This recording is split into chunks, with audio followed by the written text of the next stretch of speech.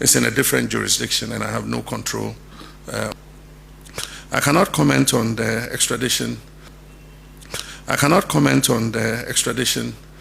Because it's in a different jurisdiction and I have no control of it. All I know is that Ghana has put in an extradition request. And so we just have to be patient for the laws to play out in that jurisdiction. And whatever the eventual decision is, we cannot change it because it's not within our jurisdiction. And so we just have to be patient and see what happens. But I know there are two parallel issues. One is the extradition request by Ghana, and the other one is the immigration issue. The arrest was made by ICE for violating immigration status. But then also there's the additional issue of the extradition. But like I said, it's all in the hands of the American judiciary, and it's not within our effort to influence that. And so let's just leave it and see. Well, good morning and welcome to Randy J Report. This morning we are discussing the issue of Ken Ofori Atta and what the President of the Republic of Ghana, His Excellency John Dramani Mahama, has recently made concerning a meeting with the civil society organizations last night, where he was asked a series of questions pertaining to some of the trending issues going on in Ghana, and he took his time to answer those questions. That this morning I would want us to just exercise some patience and listen to what the president gave with regards to the questions that were posed to him by the CSOs. And this has raised many concerns about how the special prosecutor and the attorney general hitherto or before the issue of Ken Ofori Atta became so heightened, the way they came to the media and spoke of so many things that they've laid in place for the extradition of Ken Ofori Atta, and as if the energy is gradually dwindling. The energy that were put into the extradition of Ken Ofori Atta and other alleged fraudulent acts by some of the officials from the past government. I think quite some days, quite some months now, that energy that were put into those kind of findings has now come to a halt. And last night, the president, Honorable His Excellency John Dramani Mahama, had an encounter with the civil society organizations and intellectuals, educationists, among others. They posed series of tough questions to him. Some of the things that are going on in the country, I think it will baffle your mind. Stay tuned and let's see what exactly happened last night when the President of the Republic had an opportunity talking with the CSOs last night. So without much ado, let's switch to the program to see what happened last night at the encounter. With a view to refining policy making so that it benefits the generality of our people. He has had opportunity to engage the Ghanaian business community. A couple of weeks ago, we met in this same spot with organized labor. And today, it is a turn of civil society, whose contributions to national development the President values immensely. And therefore, he looks forward to having a meaningful interaction and engagement with you, which would ensure that he governs even better than he is doing currently. On that note, I would invite to the microphone the Honorable Chief of Staff, Mr. Julius Debra, to make some brief welcome remarks. Shall we put our hands together for him, please?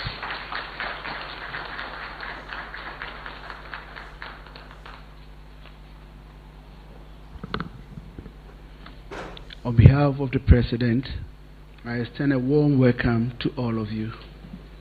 May I take this opportunity to express the government's appreciation for the important role you play and your valued contributions to steering the affairs of our nation. Mr. President promised regular meetings with you as partners in our quest for good governance.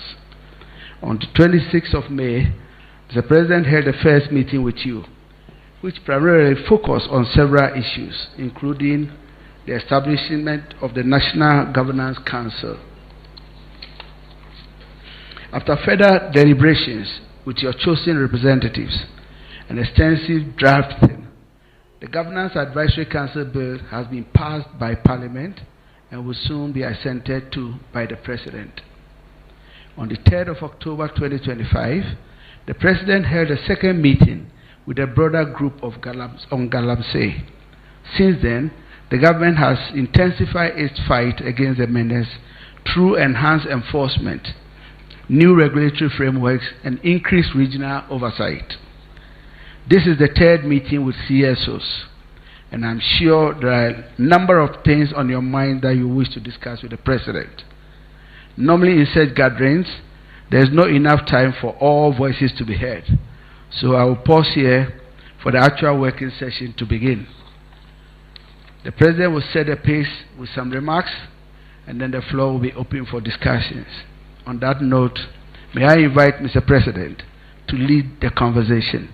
Mr. President, your CSO representatives. Thank you.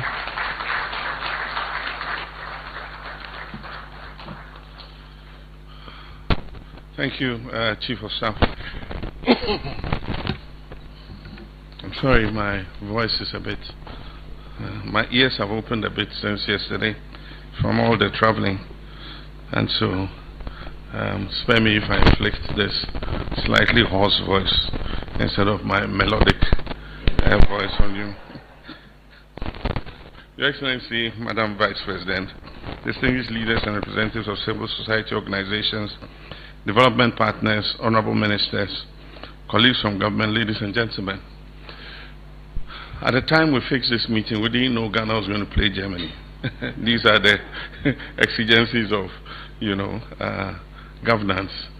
And so we said we're going to go ahead with the meeting.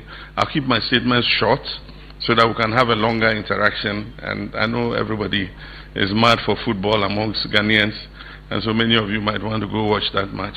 So I'll just keep my remarks short, and then after that we can have a longer interaction.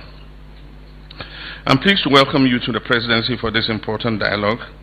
And let me begin by recognizing the vital role civil society organizations continue to play in Ghana's democratic journey. Your advocacy, your research, your community engagement, and watchdog functions remain essential to accountable governance. This engagement reflects our strong belief that governance must be participatory, inclusive, and responsive. This is not an informal gathering, it's a practical dialogue. We're here to listen to your viewpoints, share ideas on national priorities, and enhance collaboration between government and civil society.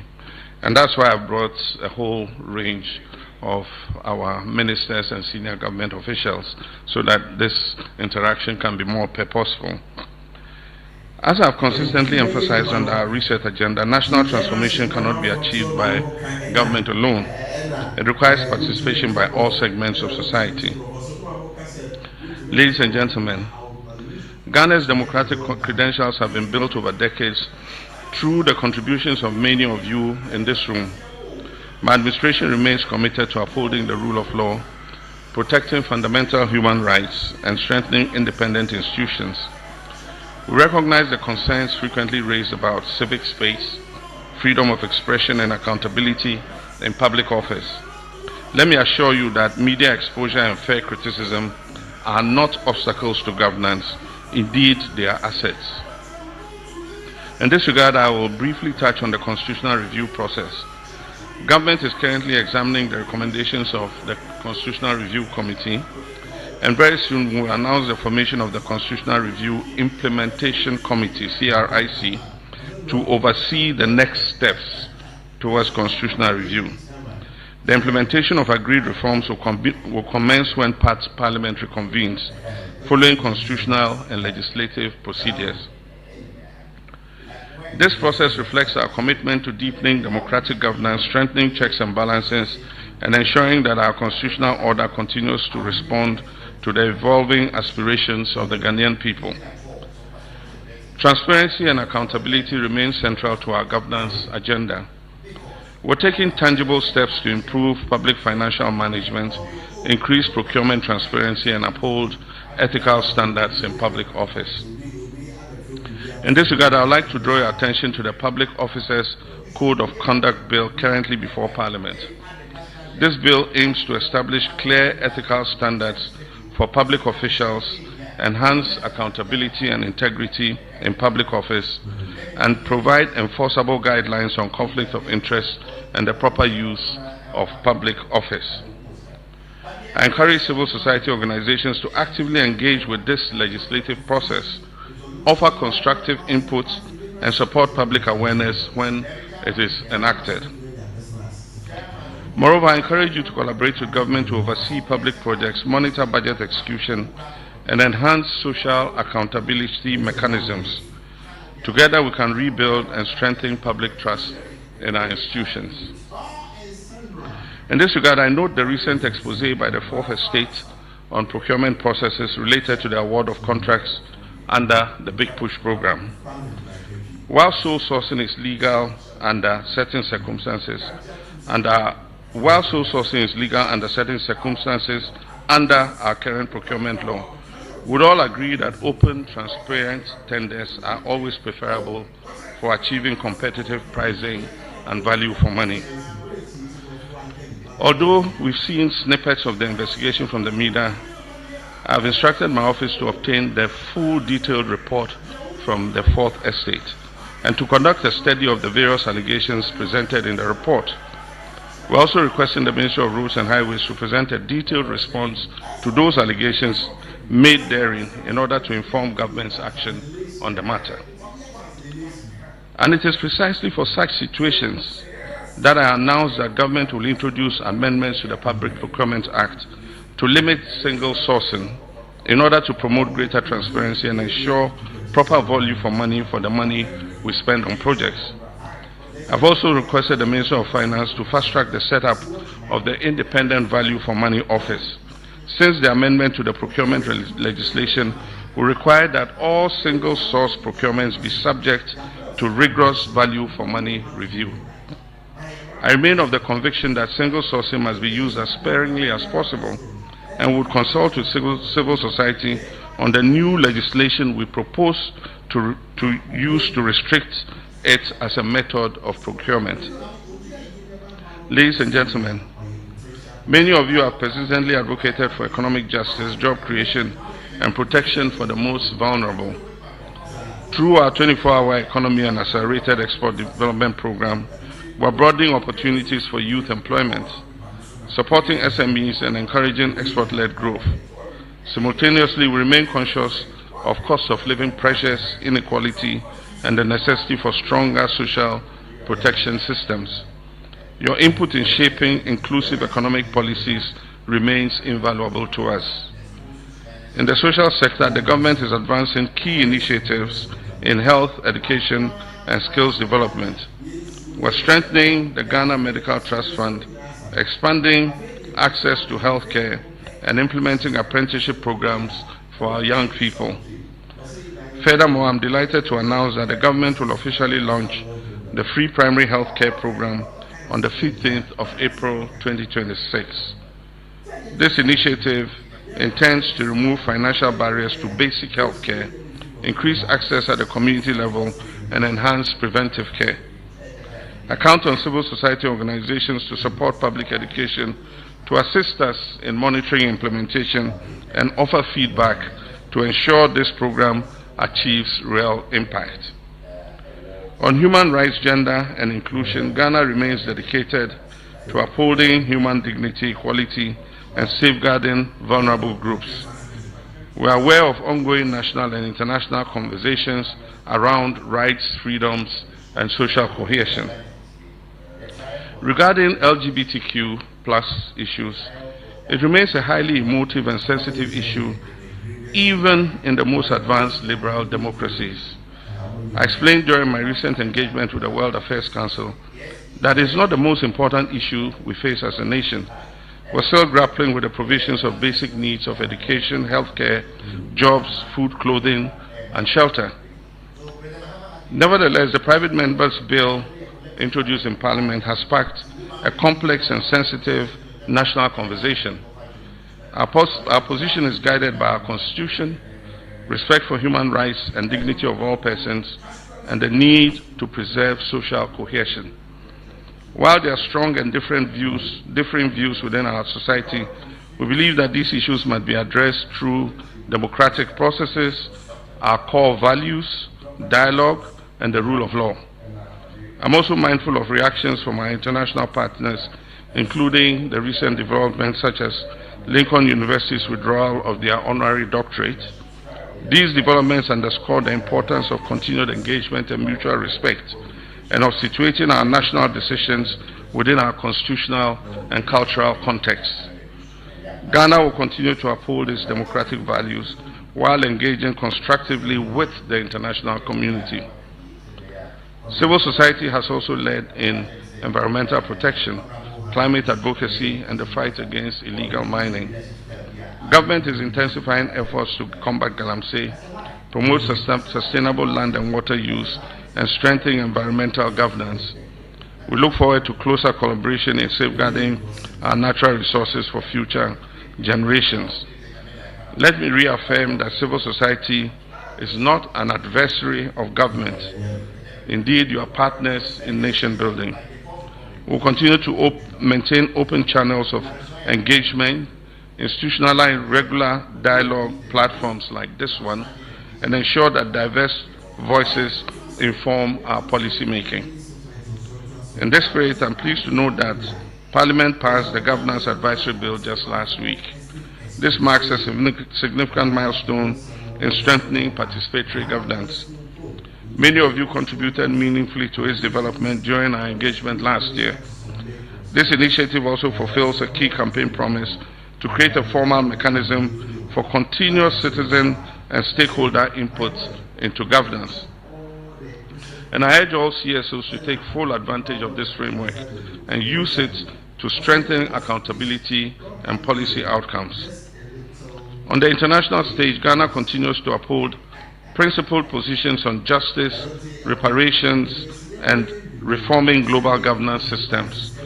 Our recent initiative at the United Nations to recognize the transatlantic slave trade as a grave crime, as the gravest crime against humanity, demonstrates our commitment to historical justice and global accountability. Within our sub-region, Ghana remains dedicated to the principles of the Economic Community of West African States, regional integration, democratic governance, and peace and security. We continue to promote dialogue over confrontation and support collective efforts to tackle the challenges facing our sub-region. We also recognize the emergence of the Alliance of Sahelian States and the changing dynamics within our region. Ghana will continue to encourage constructive engagements, promote cooperation, and work to ensure that our sub-region remains stable and integrated. At the continental level, Ghana continues to be an active voice within the African Union, promoting the Agenda 2063 vision, advocating for peace and security, and strengthening Africa's influence in global affairs. Ladies and gentlemen, today's dialogue should not conclude here. We need to set up organized follow-up engagements, clear systems for monitoring issues raised, and ongoing collaborations across sectoral levels. So let me conclude by expressing my gratitude for your dedication to our dear nation, Ghana. Together, through honest dialogue and shared purpose, we can build a fairer, more inclusive, and prosperous nation. I thank you for your attention.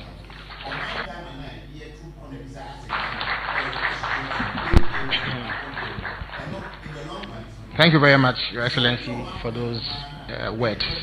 Let me indicate that we have representation from as many as 162 civil society organizations, and we are most grateful for the massive turnout. President Mahama's engagement with sections of the Ghanaian population has not been limited to only the elite of society. Barely a week or so ago, he was in the Bono region to open himself up to scrutiny from the broad masses of our people under the Resetting Ghana tour. And it is a tour that will take him to all 16 regions of Ghana. So this is to give an indication that he is going beyond just meeting selected groups, and that he is prepared to open up his government for broader scrutiny. On that note, we would delve straight into a question and answer session. As I indicated, there are reps from 162 different civil society organizations, but in view of the time constraints, whereas we would have loved to hear everybody, we are constrained to limit the numbers. And so we will start with questions from 5 people, after which His Excellency would respond, and then we'll come back to take another round or 2. So please bear with us if the numbers are limited in light of the time constraints. So if you have a question, please put up your hand. I would invite you to make your submission, and then His Excellency will respond. Let's start with a lady. I saw a lady's hands up. Yes, so there's a lady in there. It's actually a lady. So His Excellency has issued a presidential fiat that we start with the lady, and therefore, yes. So what the lady? Thank you. So very we'll much. give the lady the dispensation. Yes. Thank So you please very identify yourself, and then. My name is Lamnatu Adam. I work at Songtaba. Songtaba is a women's rights advocacy organization in the north, and I bring you greetings from northern Ghana, and greetings from our alleged witches camp.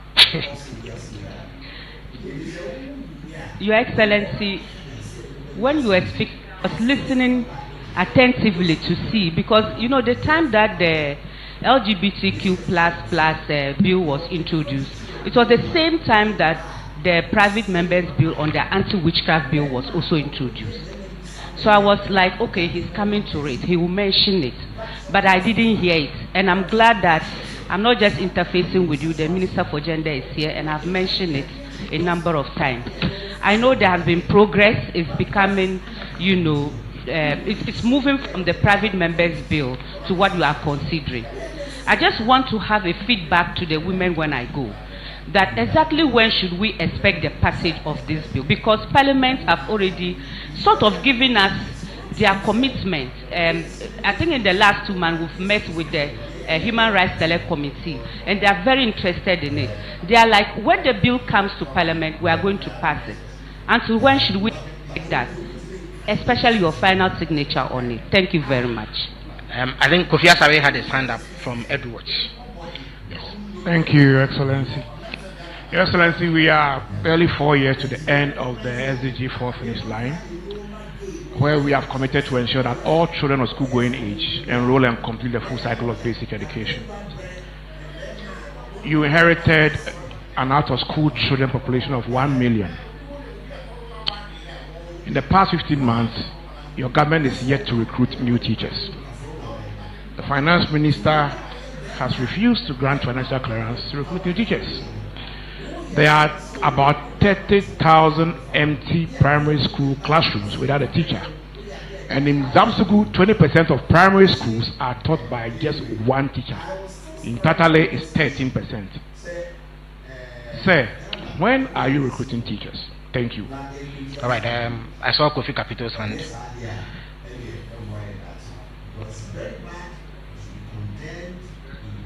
President, one of your biggest campaigns was the 24-hour economy. Within 24-hour economy, the basic thing is goods and service delivery. In terms of protecting the consumers, the CP has been advocating for the passage of the consumer bill for the longest time. I hear bills being passed, and every time I'm told that it will be passed. Before I can say, Jack, we are at the end of a 4-year or 8-year term. I just want to know from you, can you promise that by hopefully the end of the year, the consumer bill, which is my dear sister, Minister for Trade, will be something that will be passed so that consumers would really appreciate and enjoy when the 24-hour economy is in full session. Thank you very much. Thank you very much. Dankanamo of Kupek now has the floor.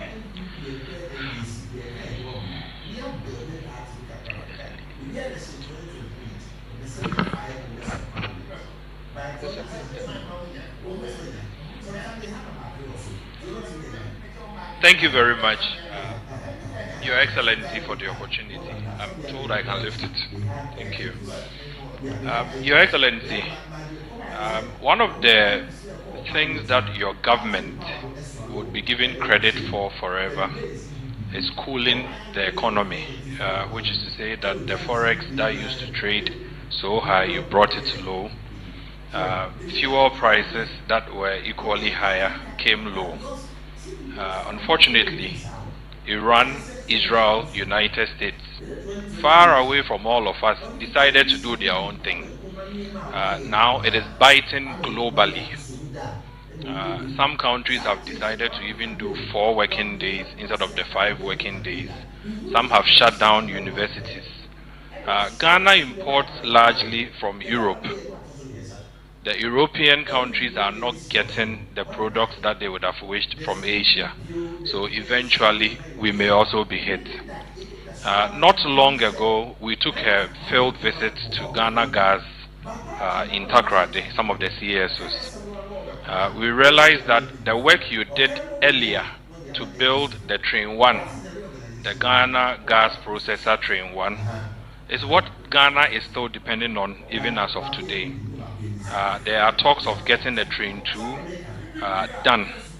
I do believe that, Your Excellency, in light of what is prevailing within the Middle East, if some expedited action could be paid to the Train 2 so that we don't wake up to where we don't have enough gas to power the thermal plants.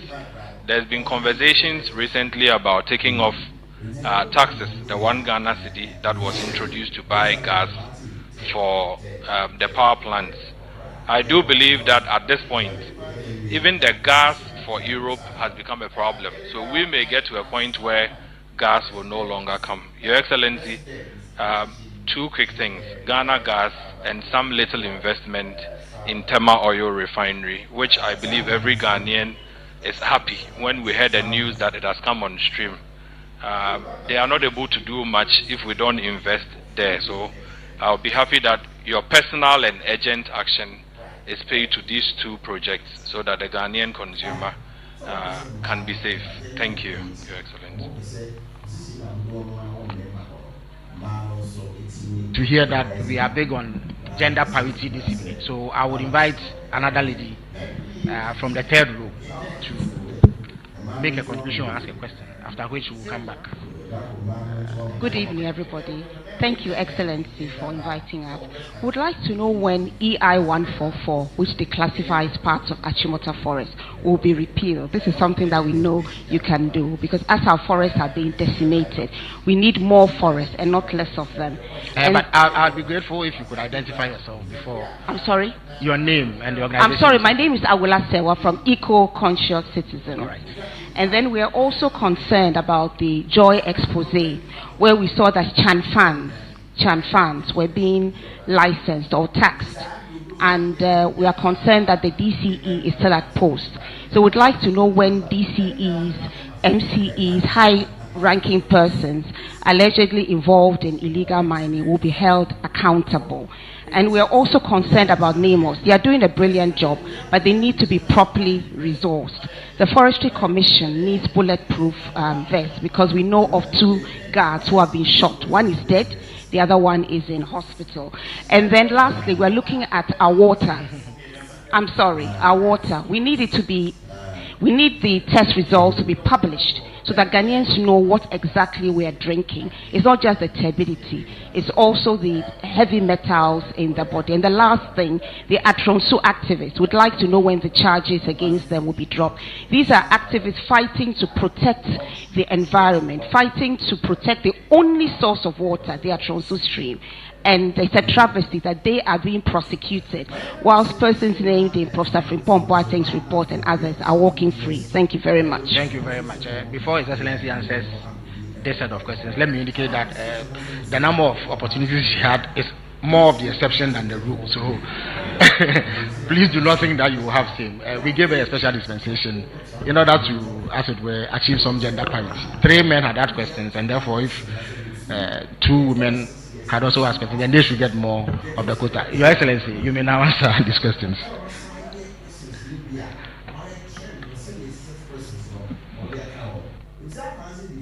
Thank you. That was a quadruple barrel question.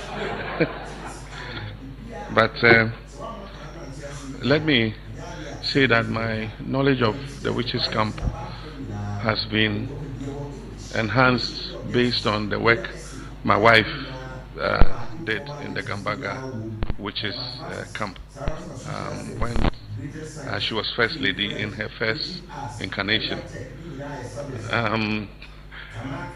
It's a very difficult cultural issue, and the camps, we wondered why the camps were set up. But when you go deep, it is either death for the women or moving them out of the society. And so what she did as Lordina Foundation was to make life better for them in the society by providing them with what they need to be able to live a dignified existence. But I remember when Nana Oye was the Minister of Gender, we started the process of reintegrating the witches back into their society. It involved cultural issues, purification, pacifying some things, and educating them to know that, look, this, your wife isn't giving birth, it's not because of your grandmother who was eating her womb. You know, go seek medical care. There's medical care that can take, and in most cases you find that it's not even the woman, it's the man who's firing blank bullets, you know, and he'll be the first to go accuse some old lady about it, you know. And there are some medications you can take to increase your firepower, you know. So it's a very complex issue, but certainly the anti-witchcraft bill is important, and the Ministry of Women and Children is following it up. It was, if I remember correctly, it was passed, but the President didn't sign it. So it expired, and so it has to go back through Parliament. And I'm sure that whatever issues the former President had, I'll find out what those issues were with the anti-witchcraft bill, so that if there are genuine concerns that need to be tackled in order that we pass the bill, I think we should. Because we've seen examples where, you know, women have been targeted, old ladies. Remember the one that happened in Kafaba, in the East Gonja district, and if you watch the video, it was so distressing the way they stripped the old woman and beat her until she died.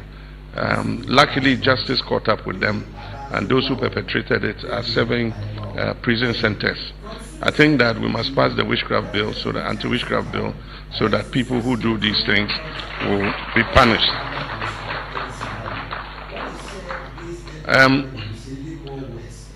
When are we recruiting teachers? The Minister of Education has signed off for recruitment of teachers and health workers, and so all the Ministry of Education is preparing to open the portal so that we can start recruiting. Our problem is not only in the supply of teachers. Our problem is with the spread and distribution of teachers. There's an oversupply of teachers in many places. And like you said, there are places where one teacher teaches all the 6 classes because nobody wants to go to those areas.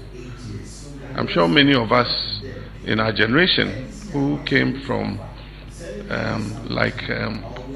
Kandapa, like Susiachurensa Secondary School and all the villages, if teachers of those days refused to serve in the villages where we all came from and congregated in University of Ghana, I mean, people came from very remote villages, but it was dedicated teachers who went there to teach them, and they managed to come to university.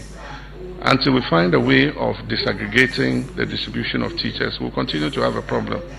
And so I've directed that the recruitments we're going to start, the vacancies should be declared in the district. We won't do that centralized posting.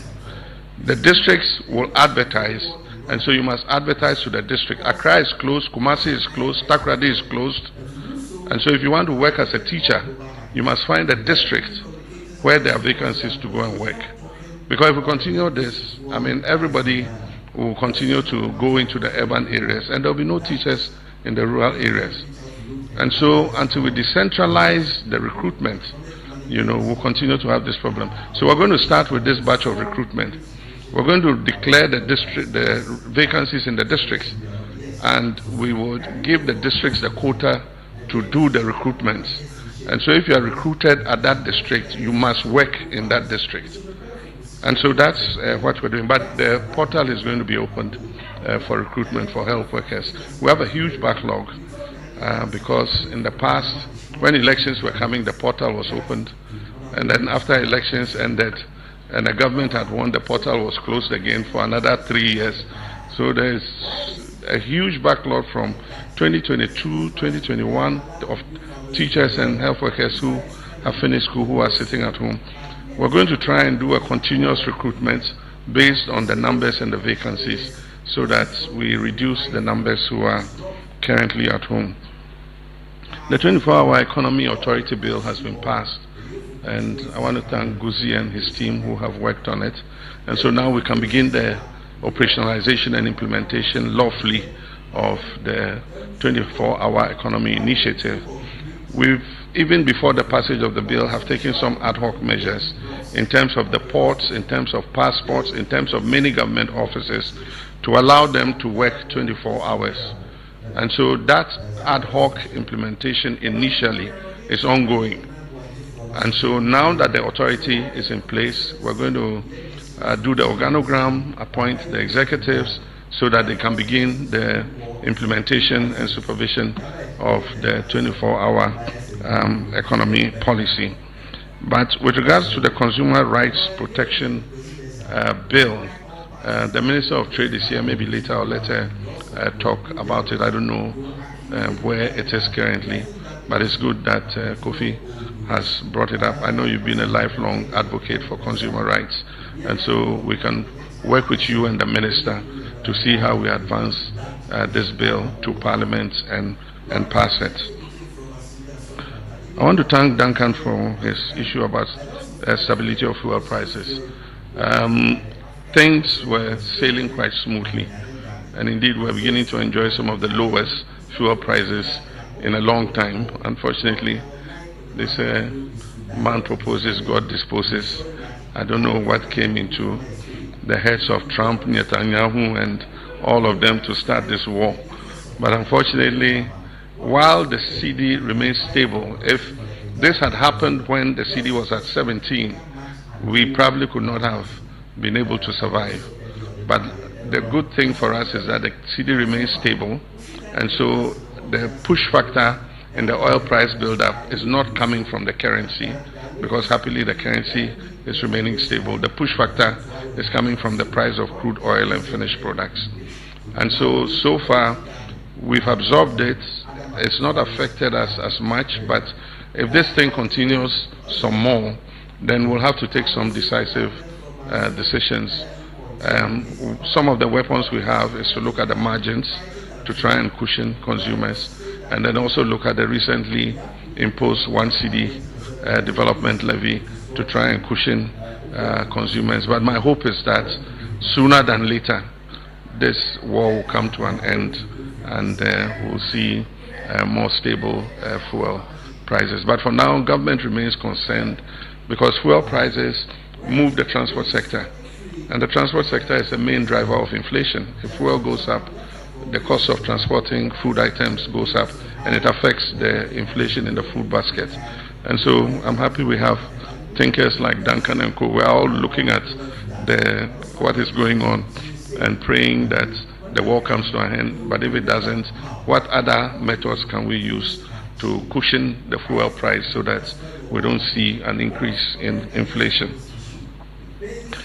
With regards to, I'm not sure, even though as president I must know as much as possible.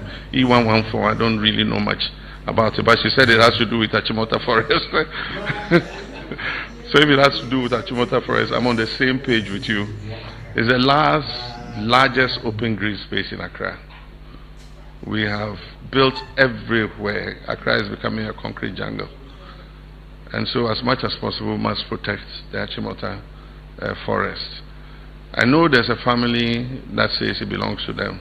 And occasionally they petition and ask that some part of it should be given to them.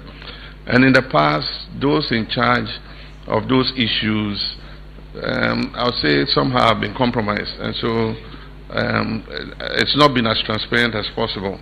And so we've lost a part of it that was giving back. I know that the initial intent was in good faith because part of the forest was given for the construction of Fiesta Royal Hotel. Government did that. And so the family came and said, but this forest we gave to you is supposed to be a forest reserve. You gave part of it for the construction of a hotel, so you must compensate us by giving us part of it. But that whole thing spiraled into endless demands for more acquisition of forests. I don't want to mention anybody, but it has rated at a certain time where parts of the forest were even bequeathed to successors and all that, inheriting people as part of people's estates and all that.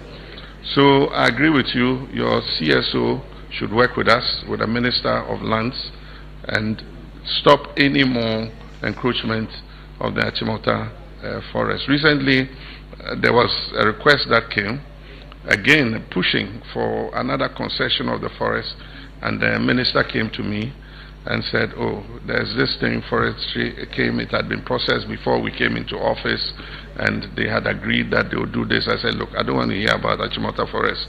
You shelve it. Nobody is giving any portion of Achimota forest. So, but I'll engage my attention on what E114, Executive Instrument 144. I'll go and learn about it. I must admit I don't know much about it. There was this report about a district chief executive who, an assembly that was taxing Shamfan machines. We had it investigated, and apparently it was a practice not only in that district, but in all the gold mining districts when we told them to increase their internally generated funds. One easy way to increase those funds was to tax small-scale gold mining. The mistake they made was they didn't differentiate legal small-scale mining from illegal small-scale mining. And it had existed before these DCs came into office. And so anybody who brings a Shamfan machine into the district, whether it's for legal or illegal, they tax the machine. You're shaking your head. That's exactly the point. I'm saying that it was a carryover to these new DCs. So they continued the practice in order to increase their internally generated funds to tax Shamfan machines. The presidency went into it. We had the special advisor on governmental affairs go into it. And we've given a strict directive that they are not supposed to tax Shamfan machines. Shamfan machines are illegal, and so they shouldn't tax Shamfan machines. They were even taxing excavators and all that, any excavator that enters. And so it defeats the purpose of the fight against illegal mining. And so we need to educate the district chief executives that even though you desire to increase internally generated revenue, you cannot increase internally generated revenue from illegal activity. Otherwise, then you can tax marijuana farmers and all of them. Exactly. So we've asked the Special Advisor on Governmental Affairs and the Ministry of Local Government to issue guidelines, but also bring them in for orientation on what internally generated revenue raising is. And so I think that the Joy expose was good. Apparently when we investigated, it wasn't only that district, it was almost all the districts in the gold mining areas were doing the same thing. So would look at that. Resourcing NIMOS. This year we are giving NIMOS 100 million Ghana cedis to continue their activity, and I've assured them that they should start with that, and if during the year we think that they need more money at the mid-year review of the budget, we will allocate some more money to NIMOS. But I'm happy to inform you that there are some things they don't have they lack equipment, especially for policing the water bodies. Sometimes you see them in canoes with outboard motors, and some of them, sometimes they have the local people paddling them to fight the menace on the river bodies. The Minister of Finance, who is also acting as the Minister of Defense, has approved a budget for them to bring in new patrol boats that are designed for patrolling rivers. The Ankobra like this is 120 kilometers long. And so you can imagine those fishermen's canoes, what distance they can cover in terms of patrolling the rivers. So they brought purpose-built boats that are able to travel far on riverine areas. And those are going to be procured and given to the police and the army, and they would work with NIMOS in terms of going further on the river bodies to ensure that all the Shamfan machines are destroyed. Any Shamfan machine, their directive is that any Shamfan machine they find, whether on the river or on land, they should destroy it. And so I get the videos every day, and I can share them with you. Every day they are burning and destroying Shamfan machines. But then also, we just realized that even as we were burning and destroying them, new components were coming for assembling Shamfan machines. Only recently, we busted several containers with the motors and the components for building Shamfan machines. So while we're destroying what is in the system, we must also make sure that the components that come to build the new ones are also not allowed in. And so we're giving strict instructions that all those components, they were not flagged at the time because they come knocked down. And so that motor can be used for other things. But then together they take it and create the Shamfan machine. And so now we are more aware at the port, and any such equipment that come would be dealt with. And I'm not aware of the Atronso activists, but I hear they're being prosecuted. I don't know if the Attorney General is here, and so maybe he might want to make a comment on it. But before that, testing of our water turbidity. The Water Resources Commission continues to test, but like she said, I think we should publish the water turbidity measures for all the streams and rivers, and it should be a constant thing so that we see whether it's improving or is getting worse. I agree with you. Thank you.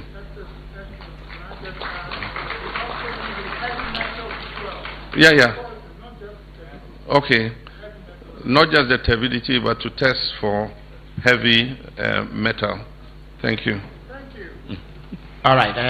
I would request that in order for us to have an orderly interaction, we do not interject the president when he's speaking. You will have the opportunity to do so. So let me call on my brother in the resplendent Watakari. His hand has been up for quite some time to ask his question. Thank you very much. I would like to take this opportunity to thank your government for putting in a lot of work in fighting Galamsey, and every fair-minded person will testify to that.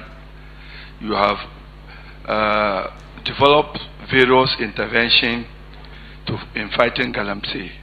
But the area I'm coming from, as a religious leader, most of the problem that we are facing is boiled down to behavioral and attitudinal change. We need to change our behavior. So who would do that best than religious leaders?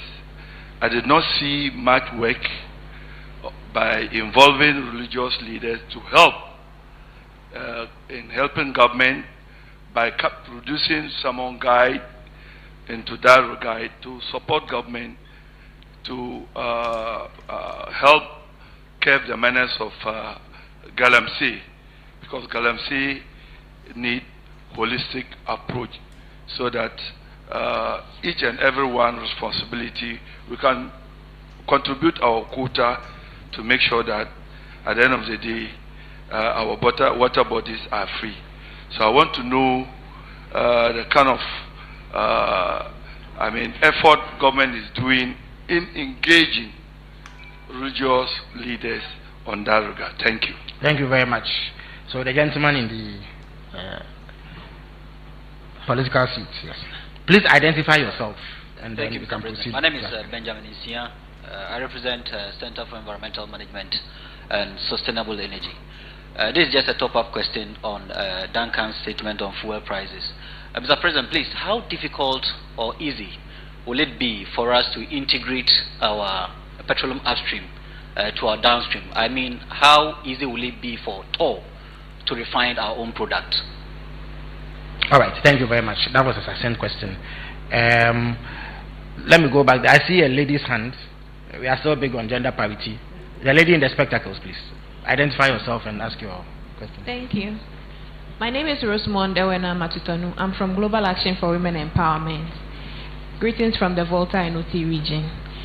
So we are talking about Galamsey, and we know that Volta region is one of the virgin regions when it comes to Galamsey. And it's an opportunity for us to actually invest in agriculture in those areas. So I would like to plead with the government or the president to increase resources to the agri departments for them to work, especially posting of extension officers, and then also the access to the farm inputs for our smallholder women farmers, especially because those are the people we work with.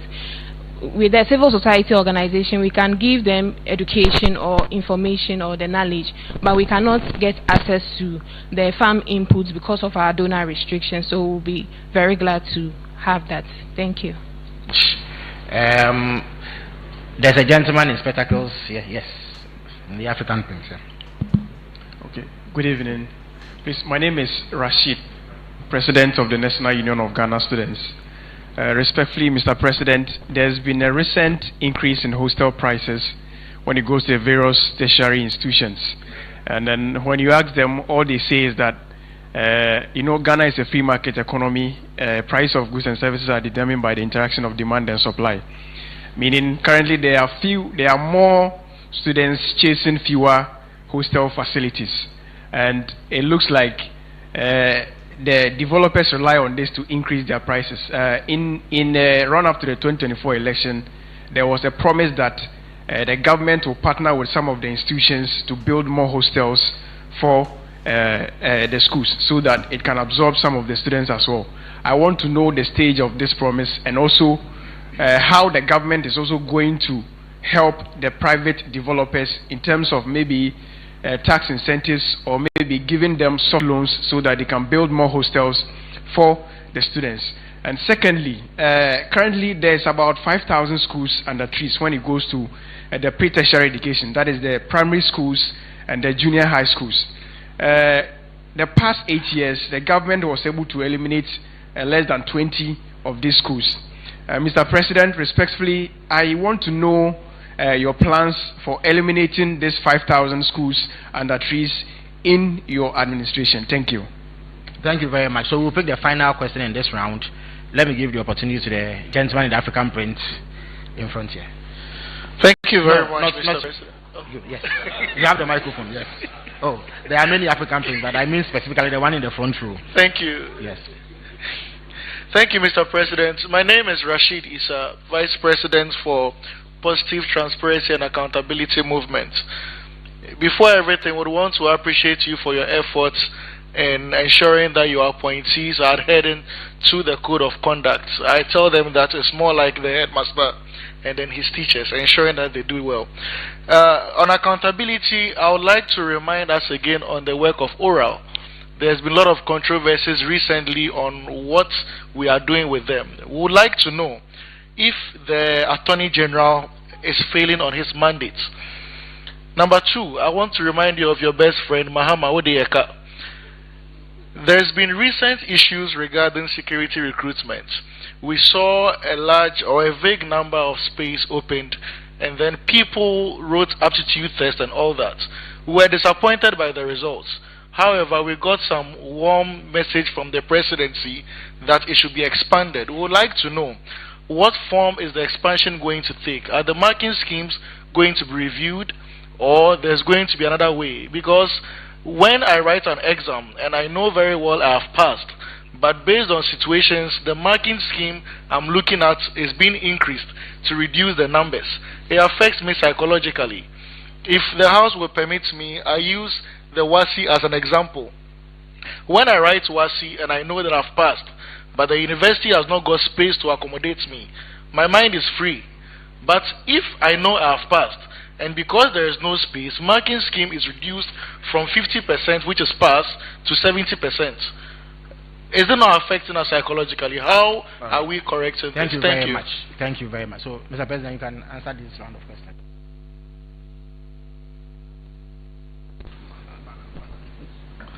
Thank you very much. Religious leaders, let me invite you to the fight against Galamsey. We need everybody on board. We need religious leaders, we need traditional leaders. Indeed, we need you more, than ever before.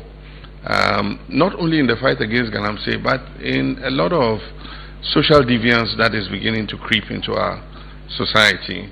You are the moral conscience of our society. And so already you are preaching against these things. We know in your churches you use your pulpits to preach against Galamsey, to preach against drug trafficking and drug consumption, to preach against prostitution and all those things. And so if you need a formal invitation, I stand here today and invite all religious leaders. You are welcome to join us in the fight against Galamsey and go over and above, what you're already doing. There was a part of Duncan's question I didn't answer, which has come up with this one. Indeed, our current resilience is because we're consuming more gas than fuel. Since we came, if you know, with ENI, Sankofa, the guarantee that the World Bank gave, the mega guarantee, was drawn down to zero. The finance minister has done his best and built back that guarantee to 500 million, exactly what the guarantee was. But aside from that, every gas that is consumed, he pays for it. And so because of that, ENI has increased the amount of gas they are giving us. Then also the Jubilee field, we've signed an MOU with them to invest another $2 billion to drill almost 30 new wells to increase the gas flow from the Jubilee field. Now when that is done, the old gas plant at Otuabo cannot take all those volumes. And so like Duncan said, we need a second gas train to accept the extra volumes from Jubilee. And I want to assure you that the processes are ongoing to set up a second gas train so that we can wean ourselves off liquid fuels, fossil fuels. When that is done, it means all our thermal plants will be running on gas. And if you imagine with this war that is taking place in Iran, already it's affecting different parts of the world, because Qatar was one of the biggest exporters of liquid natural gas. And when the war between Russia and Ukraine took place and the gas pipelines to Europe were disrupted, Europe turned to look for other sources of gas. And Qatar was one of the biggest sources, and other Middle Eastern countries were part of the biggest source of gas. And so they transported by sea. So now that the Strait of Hormuz is blocked and Qatar and other countries are being bombed, it has led to a shortage of gas. But luckily we have a security of gas because it's our own resource, and we are investing in expanding that resource. And so that is what has led to our safety in terms of what is happening. It's added to the resilience that we have. As we go further, we would be able to bring even more gas on stream, because by the time they finish drilling the wells, to enhance the flow from the Jubilee field. And then ENI has also agreed to invest 1.5 billion. We're just, I think in the next week or two, we'll sign the MOU with them, and then they will drill some extra wells in the offshore Cape Trade Points area and bring in more gas. If we have more than enough gas, we can produce electricity with it and export it to Burkina Faso and all the other countries that need electricity. We started just before we left office in 2016 with a policy to refine our own crude oil. And indeed, we delivered the first parcel of crude oil to Tema Oil Refinery. Unfortunately, we left office. The crude oil stood for many months, and then the refinery went down, and then the oil was discounted and sold to some people in very intransparent conditions. We don't know who sold it, but it was discounted very much and sold. And since then, we haven't attempted to process our own gas. But I'm happy with what is happening at Tor. Tor is getting back on its feet gradually, and they have started processing some crude oil. And so I believe that in the near future, it should be possible for us, at least our product that we left, to give to Tor to process, because it will integrate and add value addition to our oil. Instead of selling it internationally, if we bring it, one parcel of crude oil, the amount of finished products that it can produce, you know, feeding into our petroleum supply will give us more resilience when things like this happen. But for now, we're also encouraged by the fact that Dangote is producing finished products and is producing a lot of that product from crude oil sourced from Nigeria. And so even though he's increased his prices, we'll still have the opportunity to compare prices on the international market. And if it means, you know, entering into some memorandum with him to bring finished petroleum products from Nigeria, I think that we should be able to do that. With regards to Volta region is one of the greenest and most vegetated regions in Ghana. And the blessing is that no gold or minerals have been found there. And I'm sure that our ancestors in Volta region are praying that gold will not suddenly appear somewhere in the region. But I mean, you go to the region and it's so serene, so beautiful. But it's not only serene and beautiful, it's also clean. And I want to commend the people of Volta region and their MCs. And you drive through Volta region, through villages, and you don't find plastic by the roadside. I don't know how they do it, but we must send all the other, you know, people in Ghana to Volta region to go and learn. You won't find plastic littered by the roadside and all that, you know, and even around the houses. Around the houses are very clean. I think that was the tradition we had when we were growing up as little children. I remember that by 4 a.m., we, the boys, could sleep. This is gender prejudice. It's not correct. We have to change that. I believe that they should wake all of us up, all the children, boys and girls. But they'll come and wake our sisters up. Get up, don't be lazy, come, let's go and sweep around the house. And our sisters will go with our mothers and sweep around the house and gather all the rubbish. And we sleep a bit till it's time to bath and go to school. And our communities were clean. Actually, it was because of the fear of Sama. Because if Sama came and you hadn't swept around your house or you had littered, they would summon you to court. We have sanitation courts and all that, but they don't seem to be working, and that's because the sub-metros are not working. And sanitation has become a very big issue. And apart from that, our country has urbanized very rapidly. Today, there are more people living in urban centers than in rural areas. And rural life is a bit more, you know, the values are still there, but once you come to the urban centers, you lose your, you become anonymous.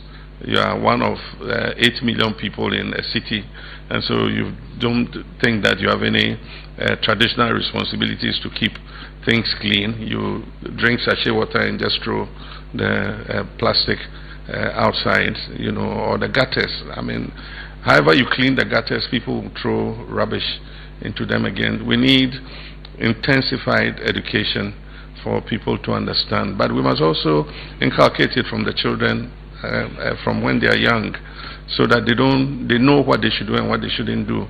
When we were young, we had 1 hour every week, and we studied civics. They called it civics. And we had courtesy for boys and girls. It was a book. All of us were given free by the state. Every one of us had a free copy. And it shows you not to throw plastic in gutters. It shows you the things you should do or not do. I was talking to the education minister to see how we can reintroduce in the curriculum civics, so that we can teach our children from a young age the things that they can do and the things that they shouldn't do. I mean, there was a lot in there. It taught me before I got to secondary school how to eat with fork and knife, you know, how not to belch when you are at the table, and not to talk when your mouth is full of food. I mean, all these things I've grown up with. So if you come to dinner with me, you're not going to find me belching at dinner and talking to you with my mouth full of food. So they say catch them young, and I think we need to continue to do that. We've done a lot with regards to schools under trees, but the strategy we've come up with is Volta region. We have farmer service centers coming, and you're going to get your fair share of the farmer service centers. We have irrigation projects we've identified. One of the major things we have to do is to create all year round farming. What we do is, when we depend on the rainfall, we farm for 6 months, 7 months in the year, and the rest of the year our parents are sitting, or we are sitting without going farming. But if we create irrigation projects, then we can settle even young people on it, so that you farm, you harvest, you farm, you harvest. That's how all countries that have food security have been able to do it. So we've targeted many irrigation projects in the Volta region, Afife and all of them, to rehabilitate the irrigation dams so that they can grow food all year round. But the private sector should get involved. Government cannot do it alone. Recently I went to the Afram Plains, and what Kwame Wadakun has done is beautiful. 7,000 hectares of land, and he's growing rice, and he's doing it scientifically. He's got a professor, scientist, who develops his own seed for him, you know, and he multiplies the seed, and he uses some and sells some to the farmers around him, and it's irrigation. So while he's harvesting this 200 acres, this one is getting ready. By the time he finishes this one, he's harvesting the next one. So it's a year-round operation. And I think that, I mean, a lot of our people who have resources can do the same. We're not born to be traders. I mean, everybody thinks that it's only when you go to China, per capita, you understand? There are many other professions that we can look at. And so government cannot do it alone. Every day we call on government to do this, to do this. I mean, if you go and see what he's done, if we get 20 of his farm in Ghana, we'll be self-sufficient in rice production. 20, only 20 of what Ewadakun has done.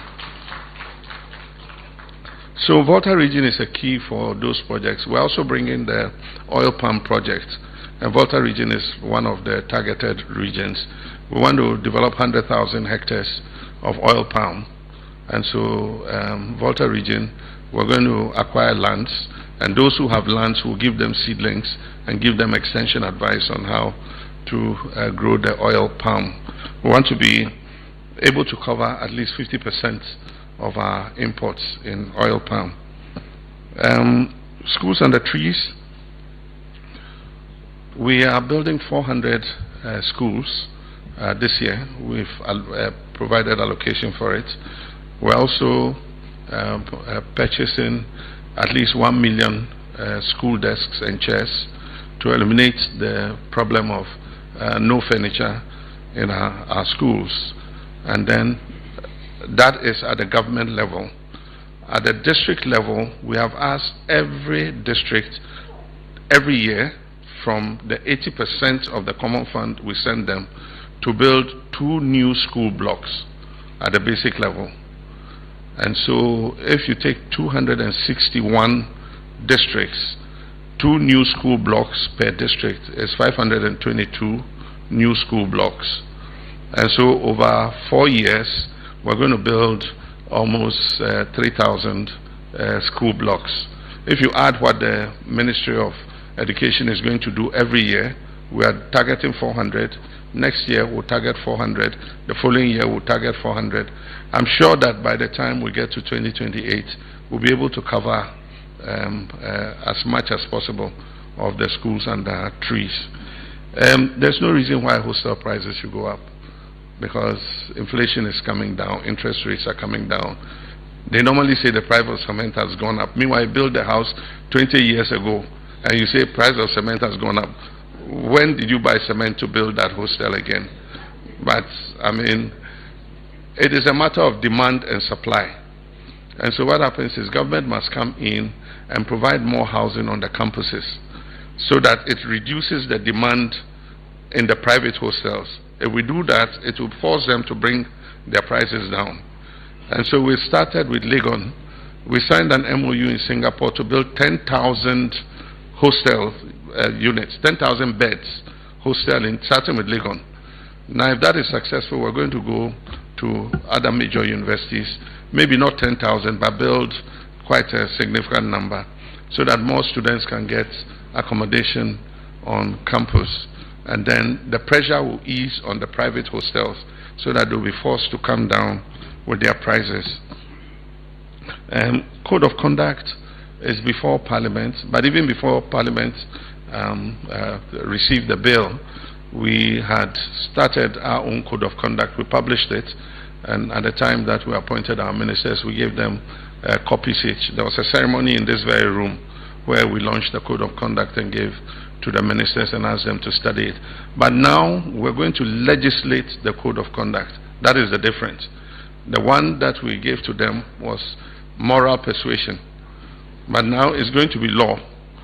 And so everything there in the code of conduct, Parliament is going to debate it, and everything in the code of conduct will be enforceable. And so that's the difference between the one we launched and the one that is currently before Parliament.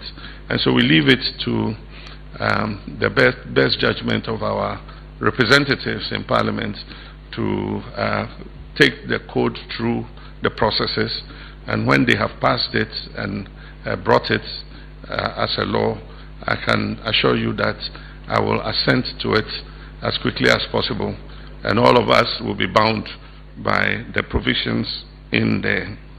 With oral, again, the Minister of Justice will probably be able to, if we give a few minutes after that, I've referred 2 things to him, he might probably just say a few things. But just to say, you see, if we were in an unconstitutional government and I had unlimited powers, all the people against whom allegations have been made, I'd have arrested them, put them in a sawam, and asked them to prove that they are innocent. But when you have the rule of law, they are innocent until proven guilty. And so when they go to court and they are granted bail, and you see them sitting in a restaurant eating, why is this person sitting here? This person must be in jail. But until the court proves them guilty, I cannot stop them from going to a restaurant. I cannot stop them from having a party because they're on bail. But the processes, and that's why Professor Mill says, the wheel of justice grinds slowly, but they grind fine. And so we must, if we are true Democrats and we believe in our Constitution, we must have the patience to go through the process. Investigations take time. And I tell people, better to investigate properly and take a well-prepared case to court than to be moved by the pressures of the public and saying, we want to hurry and build a docket that you go and the judge throws out. And so the Minister of Justice is under pressure. But he must build the cases thoroughly so that when he goes to court, he can get a conviction. And so we all must have patience for the process. And so when we say oral, of course, we didn't deceive ourselves that as soon as we come, we'll arrest everybody and put them in prison, we knew that it would go through the process. But you have to investigate every single case. For instance, after we came, All Africa Games, Auditor General started an investigation into All Africa, an audit into All Africa Games. We have only recently got the audit report. And so now you can take the audit report and prepare either surcharges for wrongful use of money, or if you think there are criminal cases, you extract from there. You have to investigate, interrogate the people, build a docket before you go to the judge. And when you go to the judge, the person must have their day in court. They must have a legal representation. And you know, so many of you are lawyers. You know how it is. On every single point of the law, you will ask for the process to stop. And you appeal to the appeal courts. And then the process mustn't go on. Then you appeal to the Supreme Court even when you lose. And then when the Supreme Court throws it out, you come back, you find another point of law, you appeal it up again and stop the process. I mean, you all know the tricks, those of you who are lawyers. And so it's something that as a nation, we need to make a decision. Either we throw away the 1992 Constitution and arrest everybody who has stolen our money and ask them to prove themselves innocent. If you are innocent, then we leave you. But as long as we agree that we will use a rule-based system and under the law, we must be patient to let the law take its course. The Minister of Justice is under extreme pressure.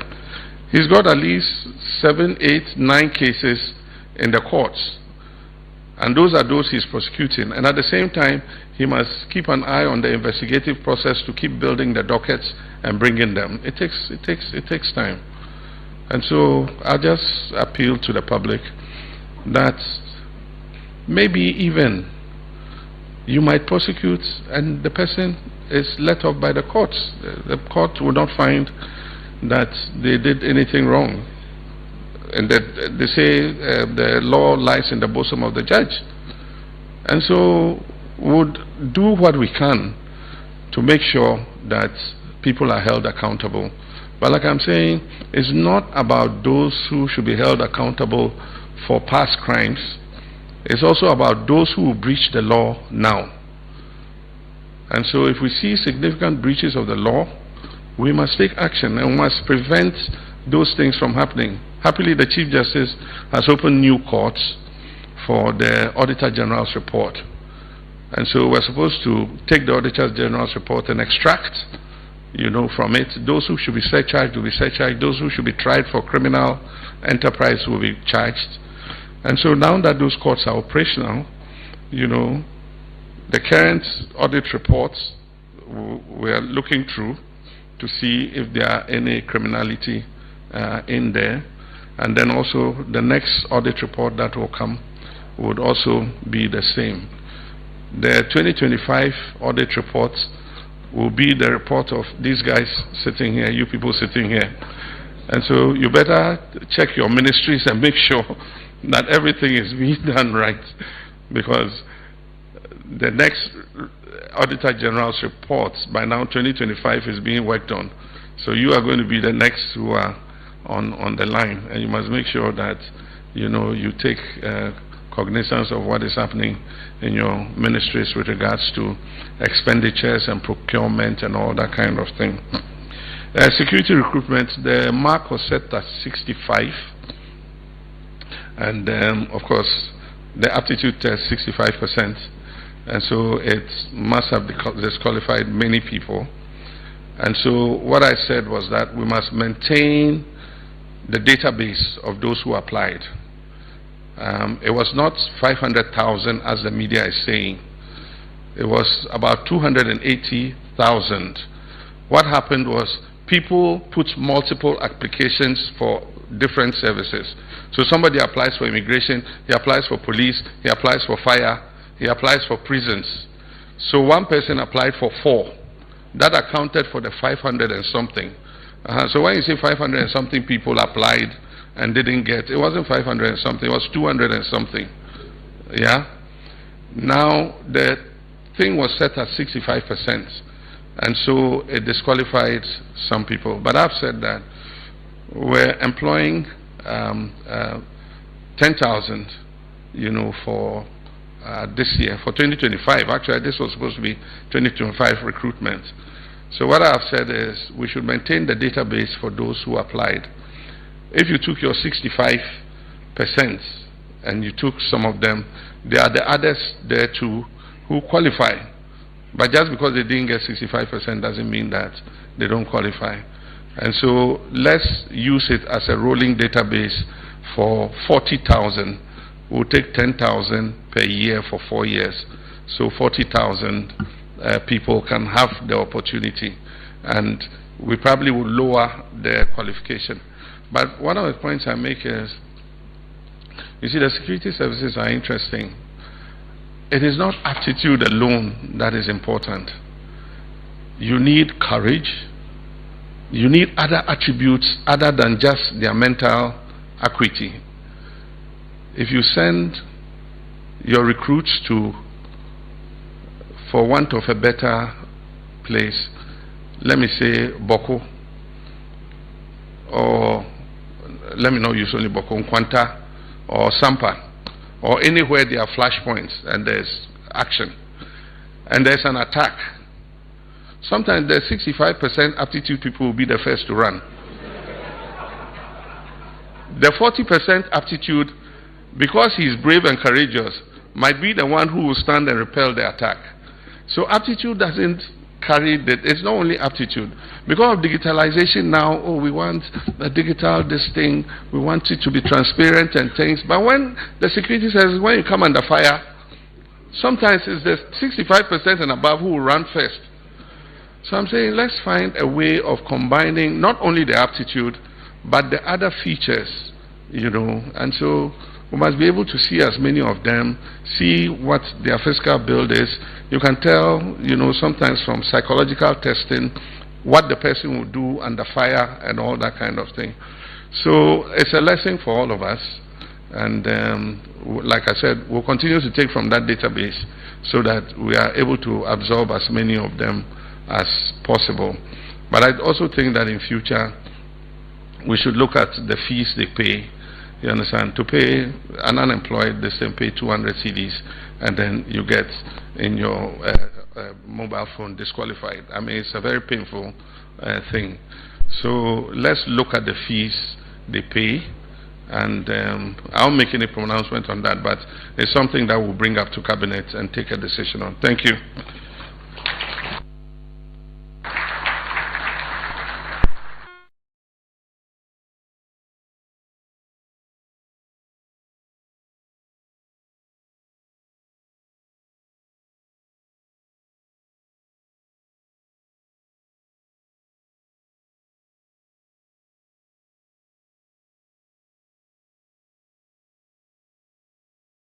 Congratulations on your victory at the recent UN conference. My question is on the District Assembly Common Fund and how it is received at the district level. Our work around the area has shown that there are some delays. But of course, in recent past, we have seen some improvement, especially in 2025.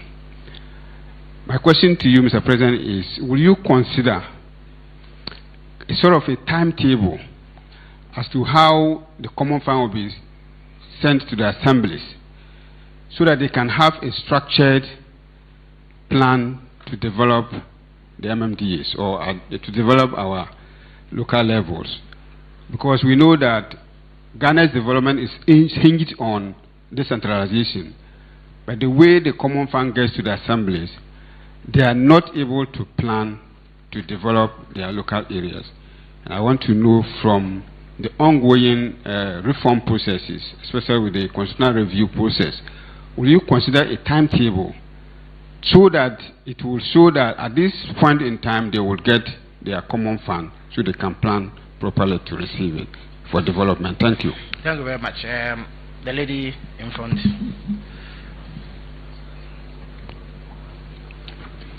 Thank you very much, His Excellency the President. Thank you for the opportunity. I'm raising issues on health. My name is Harriet Nyama Ajiman. I work with St. Ghana. We are all getting concerned about the rising incidence of non-communicable diseases in our country. And I believe that that is also the reason why His Excellency established the Ghana Medical Trust Fund to address kidney challenges. But I'm raising an issue of prevention, because if we don't work on it to get the incidence to reduce, very soon we cannot sustain the trust fund. And I believe the minister has spoken extensively on it. The ministry is beginning to work on the food policy, and we are advocating for the policy to be expedited so that manufacturers are warned, or manufacturers are encouraged to put warning labels on their processed products, warning us about the nutrients of concern, high salt, high sugar, and high fat, so that consumers are well informed, and then we can eat healthy, so that we are all healthy and we do not put a lot of burden on the trust fund.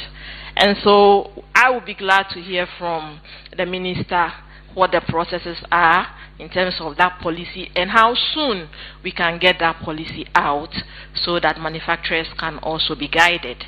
Linked to that, I would like His Excellency to let us know when we would waive the taxes of family planning commodities that are stuck at our ports since 2024.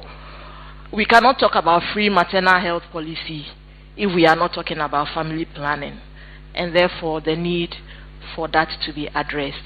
Thank you very much. Thank you very much. I saw Dr. Akwiti's hand, so Dr. Akwiti of IDEC has the floor. Thank you very much. Please have been introduced, Your Excellency. Thank you for this opportunity. I'd like to talk about an important issue that I believe the government could resolve, and it has to do with the status of NGOs in Ghana. Is it under policy, law, funding, implementation? Since 1993, it's been very difficult to enact a law because there was a draconian law that wasn't accepted, and there have been a number of issues about it. But over the years, NGOs and government agencies, sector ministry, it used to be the social welfare, and I know that Madam Sawyer is working on the governance board, I understand, also relate to NGOs. But these things ought to be put out for us to engage, but also address the problems that has made it difficult for NGO government relations to be anchored and improved. Today, as we speak, we know that NGOs have been more dependent on donor funding than state funding.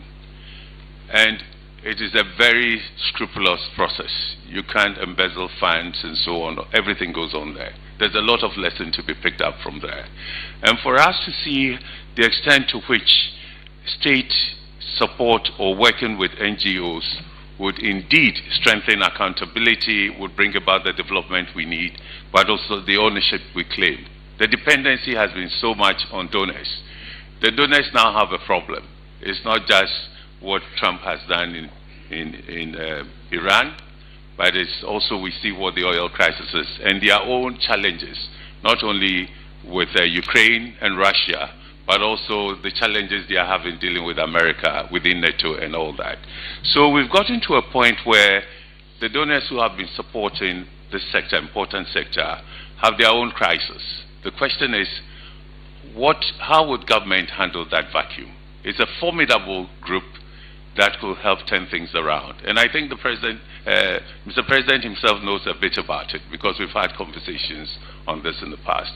So I'm appealing that we set up this board. I've heard that policy or governance board law is not enough to turn the situation around, but there is goodwill on both sides to bring this together. And I think it should be given the priority it deserves, so that we'll be able to tap into the talents, the resources, and the competences there to change the situation that is facing us.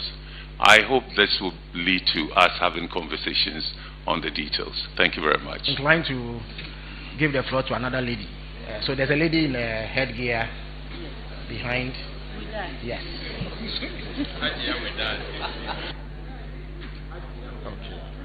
Okay. His Excellency has also stated that the next question should go to a lady. So we are very big on gender parity today. Thank you very much. Yes. Thank you very much for the opportunity. My name is Widat Saibu. I work for School for Life. Mr. President, as an organization that has been championing the out-of-school children situation, providing complementary education to help deal with the problem of out-of-school children, we would like to know what your government strategy is in dealing with the over 1.2 million out-of-school children in Ghana. And earlier, in your response to Kofi Asari's question on teacher deployment or teacher recruitment, you alluded to some of the challenges of rural education. We will also be interested in knowing whether or not your government has a strategic framework in place to dealing with the numerous challenges that rural education is currently facing. Thank you. All right. So there's a gentleman with a microphone already. After him, we will take the lady in glasses behind. Okay. Thank you very much. My name is Dramani Selom Jiramado, a member of Arise Ghana.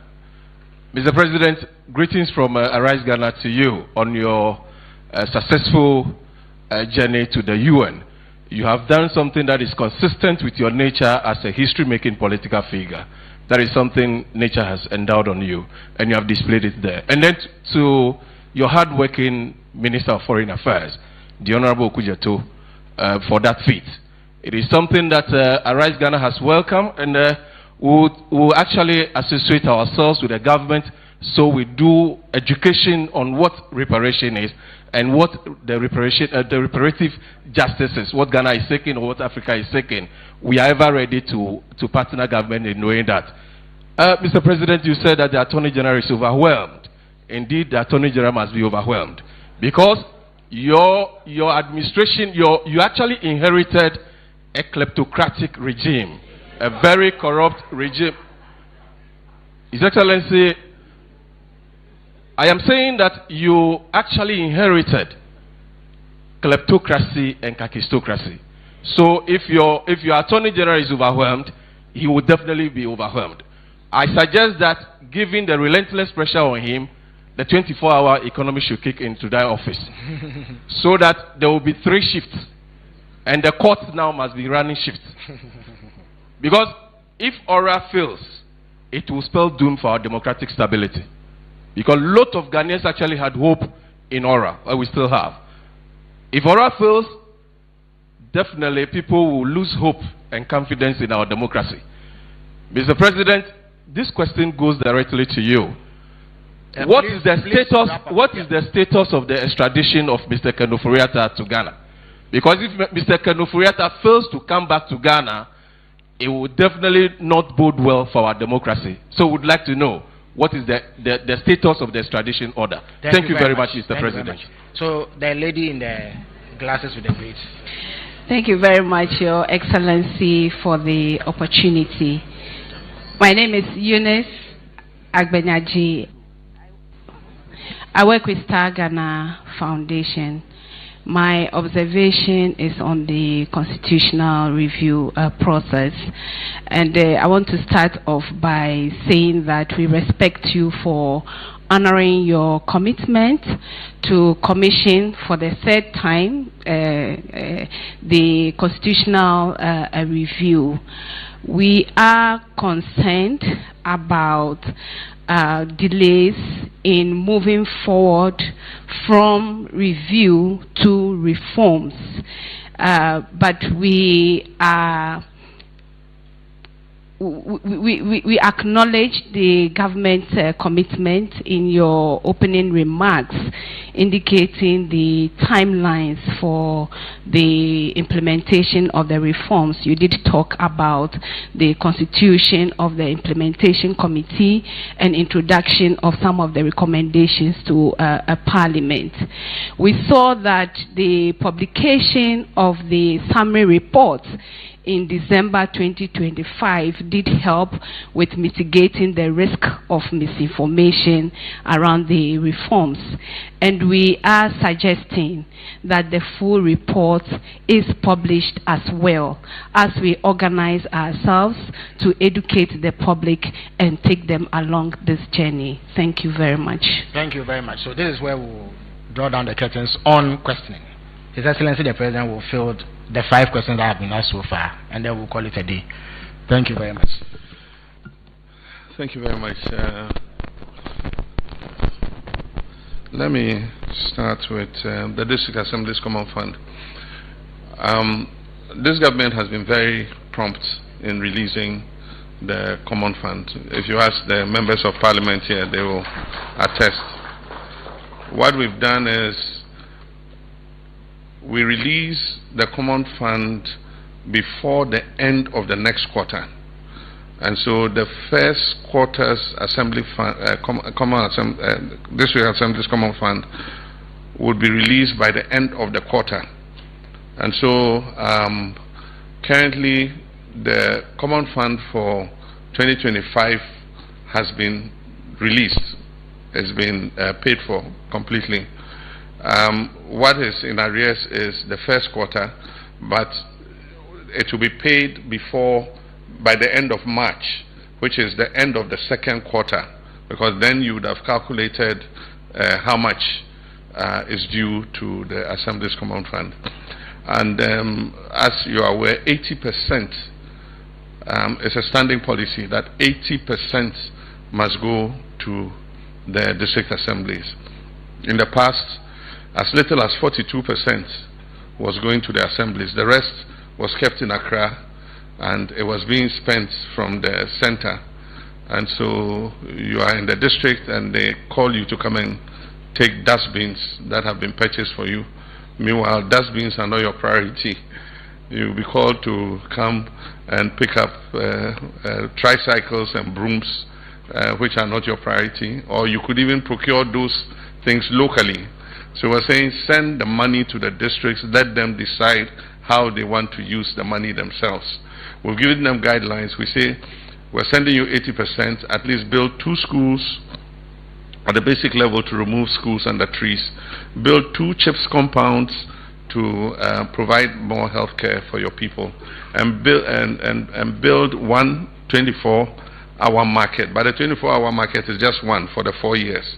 And so it's not like every year they're building a 24-hour market. And so I think that if you actually go to the districts, you find that there's more developments coming. Indeed, some of the districts have the money sitting in their accounts. They're finding it difficult to disburse the money because the procurement processes are now kicking in to begin disbursements. So that's with the District Assemblies for Common Fund. Non-communicable diseases are accounting for nearly 45% of morbidity in our country. It means that the not yet the majority, but it is the largest component of morbidity in our country, higher than malaria, HIV/AIDS, and all other, morbidity factors. That is what made us introduce the Ghana Medical Trust Fund. But more than curative diagnosis and cure, like she said, we must look at preventive.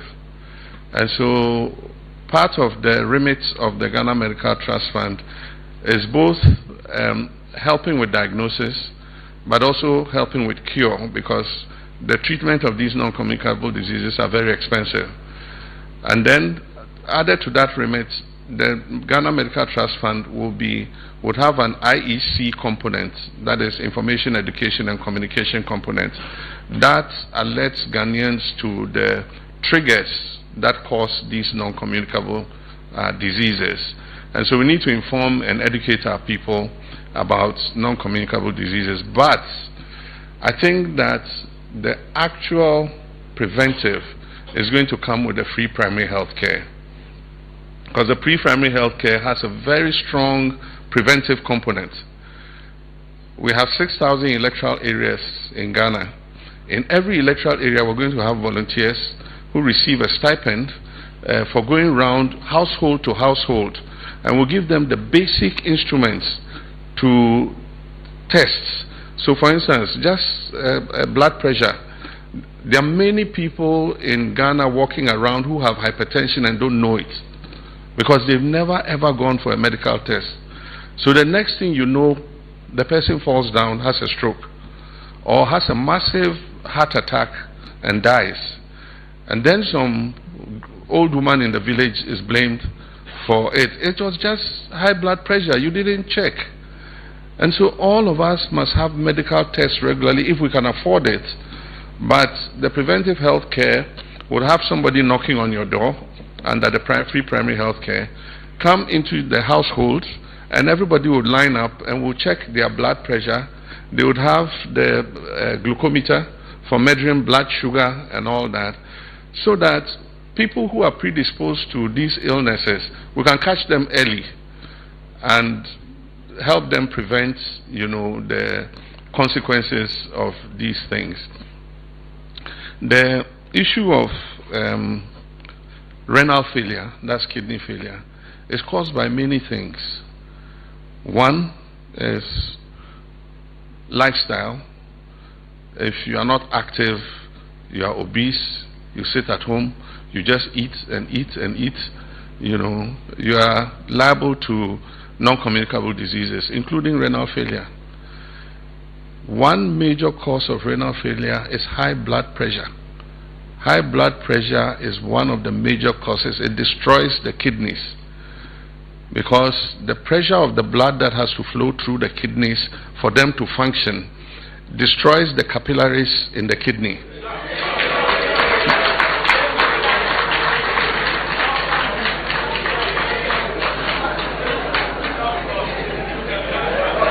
This one, pocket doctor, I beg you. Don't go and report me to GTech. It destroys the capillaries, and so it affects the functioning of the kidney. And then the third disposing factor is poisoning. And you can get poison from different sources, not that somebody put poison in your drink, but alcohol and other things poison the system and affect the kidneys. And especially now where the men, all kinds of aphrodisiacs, I won't name any brand, but they know the brands. And you think that you need extra performance, and you go and take all kinds of concoctions. All of them affect the kidney.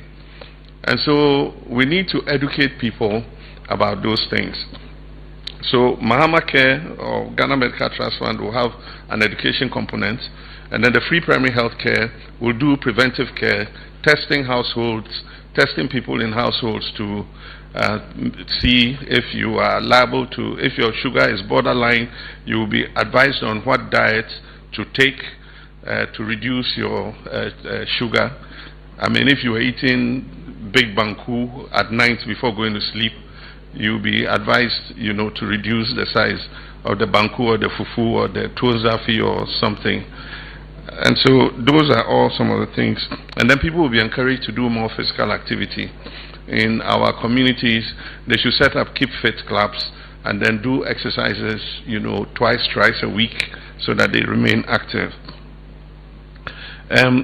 Tax on family planning items, Minister of Health and Minister of Finance, if you look at it, I wasn't aware of the tax. There was a time I heard about condom tax, but I thought that was in the past. I'm not aware that these taxes still exist. So Minister of Health and Minister of Finance, let's take a look at it.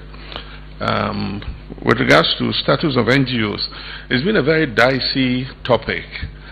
In the past, there's been an attempt to regulate NGOs, but you know, once regulation comes in, and with the kind of politics we have, sometimes NGOs that are a thorn in government's flesh are targeted.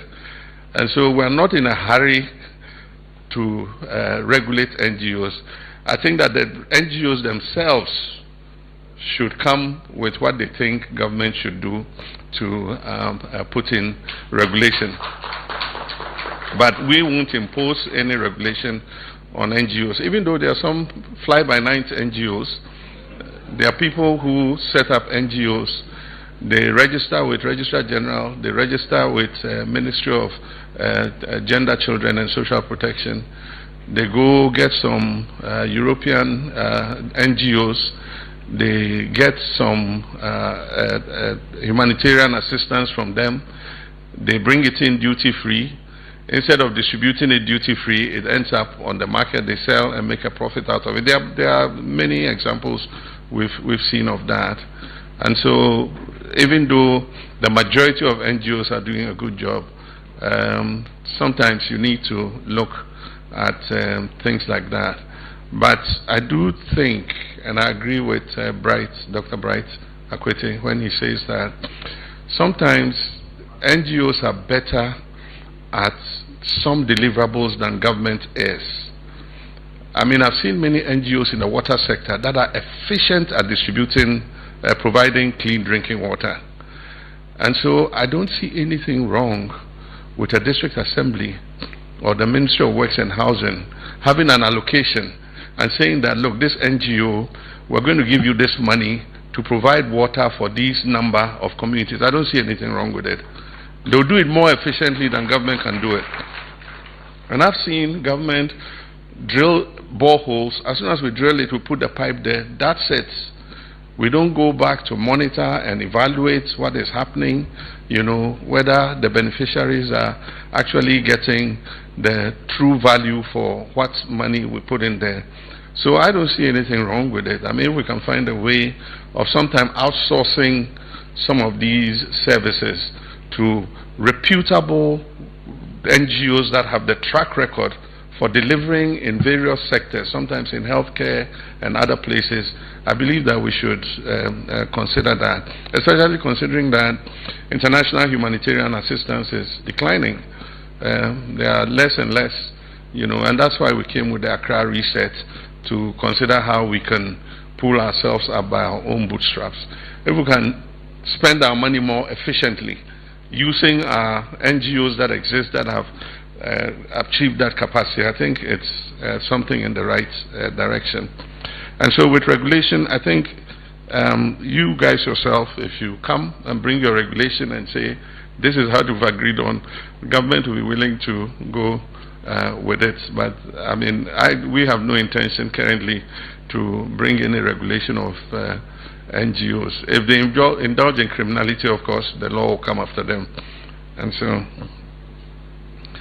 complementary education, I was a bit surprised to know that the figure of out-of-school children had gone up, because I remember when Nana was Minister of Education, we had covered quite a lot of out-of-school children, especially in the cattle herding communities and other places. We had people under complementary basic education who used to go out in the evenings and bring these children into classes and teach them. I haven't followed what is happening, but I hear the figure is up to 1.2 million. So it means out-of-school pupils. It means that we need to tighten and increase our efforts in bringing education to these children. And so we'll do a follow-up from the Education Ministry and then see what their current status is with complementary basic education, so that if we have to apply more funding and resources, we will do so. Thank you very much on the transatlantic slave trade. It was a victory not for only Ghana, but it was for the whole of Africa and the African diaspora, and actually people of good conscience across the whole world. A few of our people, I don't know whether for attention or popularity, criticized the achievement and tried to belittle it. And they made all kinds of infantile arguments. They say, so, but Africans were involved. I mean, it doesn't, the crime was systematic. The ships that carried the slaves were insured by reputable insurance companies that are some of the richest in the world today and profited from the slave trade. The ship owners made money. Reparations, and listen to the important one, reparations were paid to slave owners for letting the slaves go. When they abolished slave trade and said the slaves could go, they compensated the person who has enslaved somebody for loss of property.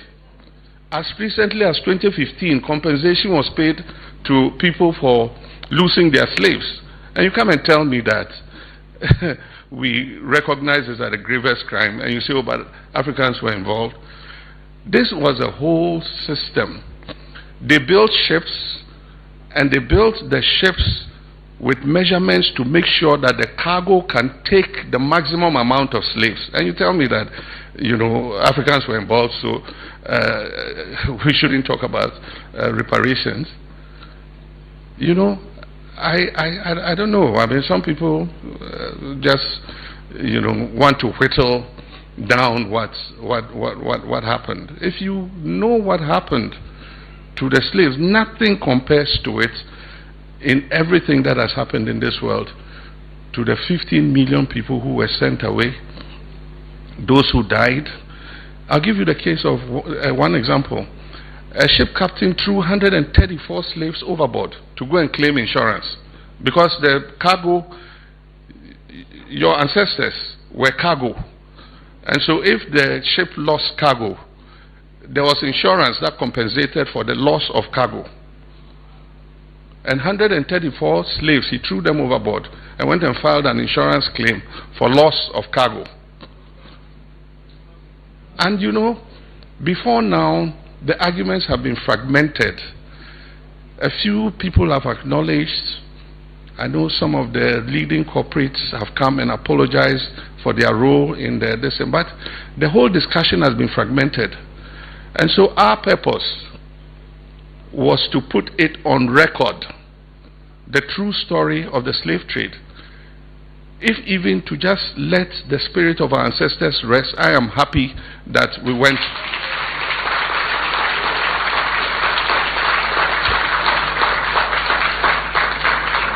I'm happy that we went to the General Assembly and it is recorded for eternity in the records that this happened. It will never be forgotten. Those who seek to erase their memory have failed. Their memory is in the records of the highest platform, global platform that we have. And so let's not trivialize it and say, oh, but there were people involved. In the record of the Holocaust, there were Jews who were prison guards. There were Jews who pointed out where other Jews were hiding. And yet the Holocaust is recognized as genocide and a crime against humanity. So why not the slave trade? Because some Africans were involved. It doesn't absolve those who built the system and financed it. And so we'll call them out. I don't care what anybody says, we'll call them out.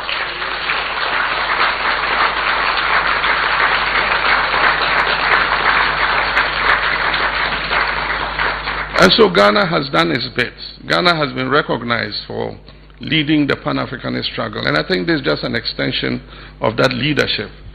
Now that we have it on record, the same coalition that came together to do this, including our CARICOM brothers and sisters, they have a 10-point plan on reparations. I think that we should build a coalition around their 10-point plan for reparative justice and restitution.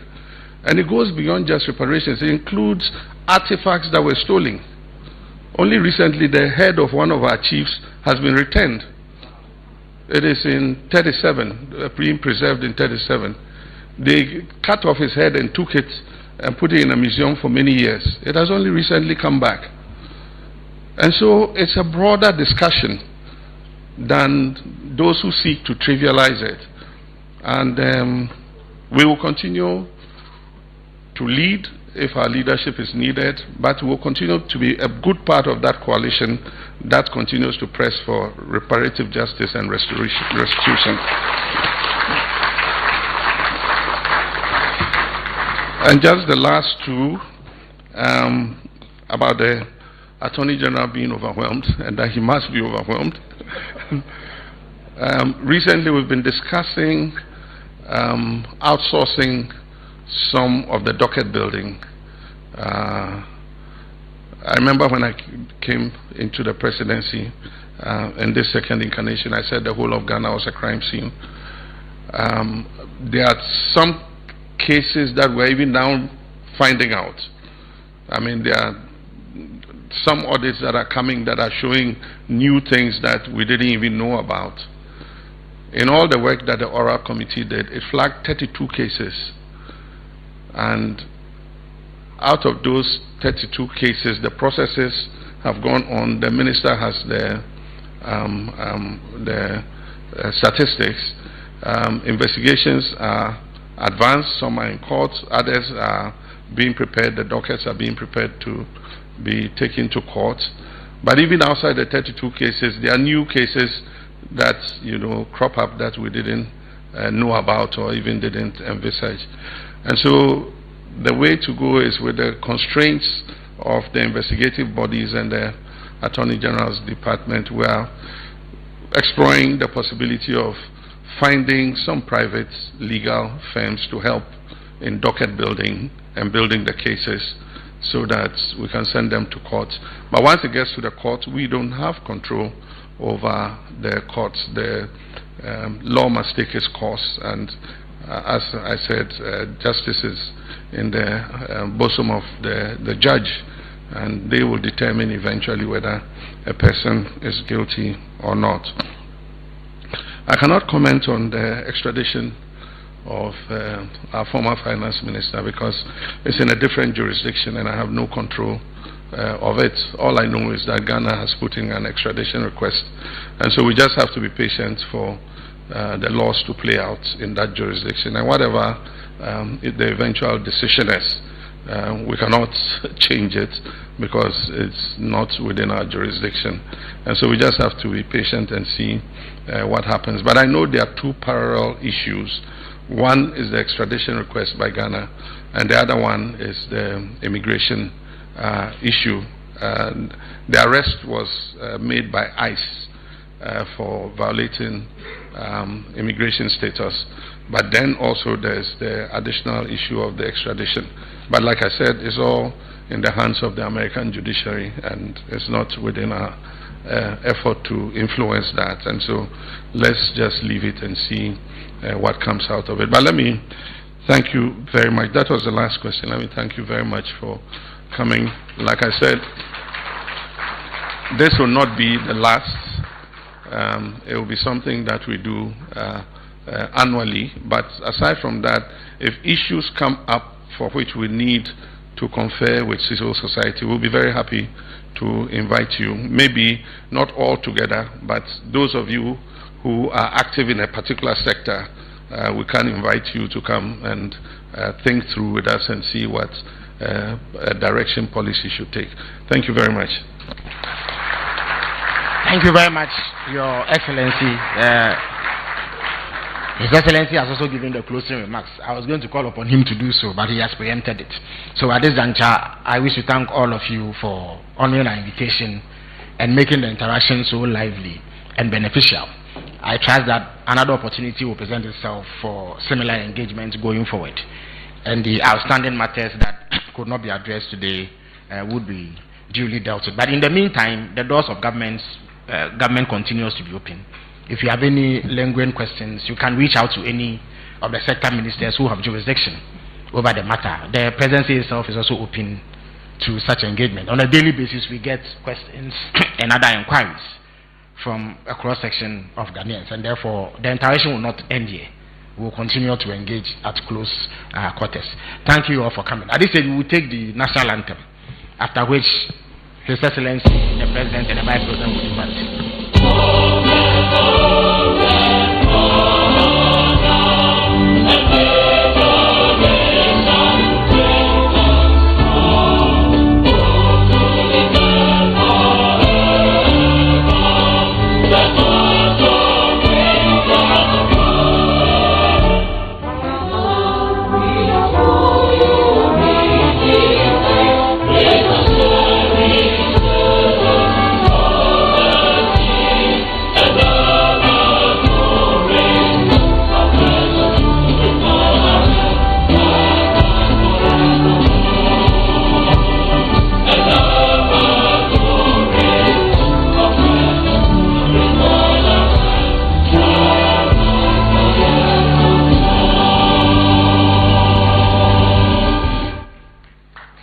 Thank you very much.